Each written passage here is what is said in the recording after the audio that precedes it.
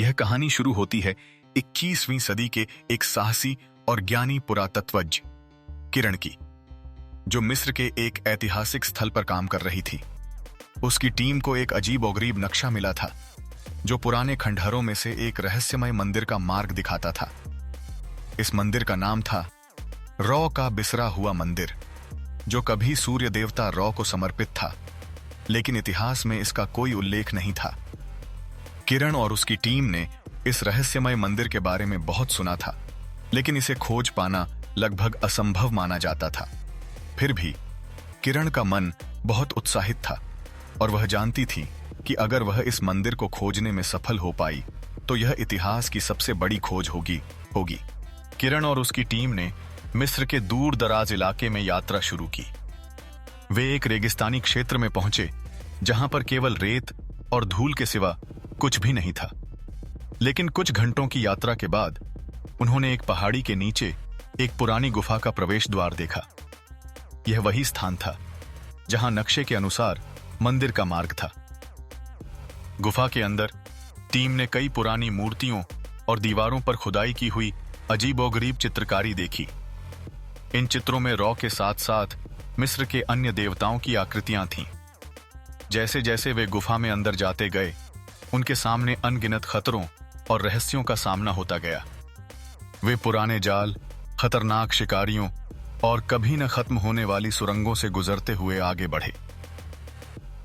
कुछ दिनों की कठिन यात्रा के बाद वे उस स्थान पर पहुंच गए जहां पर यह मंदिर छिपा हुआ था। यह मंदिर बिल्कुल अलग था। न केवल इसका आकार विशाल था, बल्कि इसके अंदर की दीवारों पर चमत्कारी चित्रकारी और लेखन था जो आज तक किसी ने नहीं देखे थे। इन चित्रों और लेखों में रॉ की पूजा, सूर्य की ऊर्जा और प्राचीन मिस्र की धार्मिक क्रियाओं का विवरण था।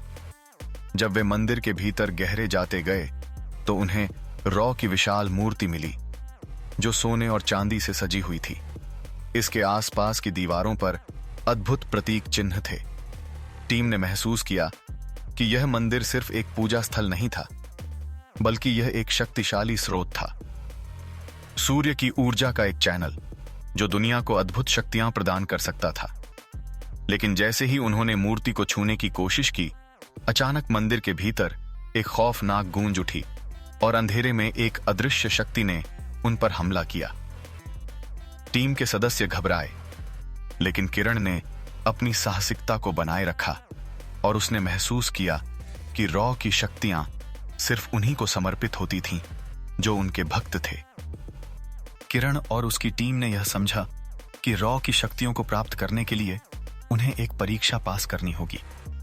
यह परीक्षा एक कठिन मानसिक और शारीरिक संघर्ष था। सबसे पहले उन्हें अपनी डर और संदेहों को पार करना था। फिर उन्हें अपने भीतर की शक्ति को पहचानने की आवश्यकता थी, वही शक्ति जो रॉ के भक्तों में होती थी।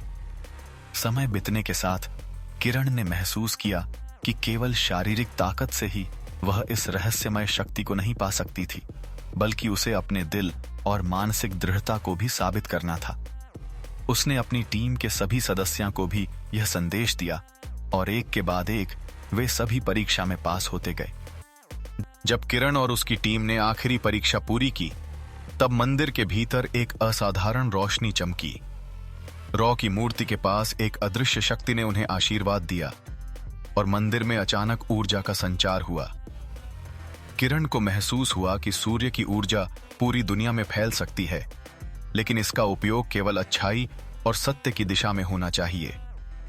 तब रॉ ने अपनी गहरी आवाज में किरण से कहा, तुमने मेरी शक्ति को पहचाना, अब इसे अच्छे कामों में प्रयोग करो। इसके बाद वह अदृश्य रूप में गायब हो गए और मंदिर शांति से शांत हो गया। किरण और उसकी टीम अब मंदिर से बाहर निकलने को तैयार थे।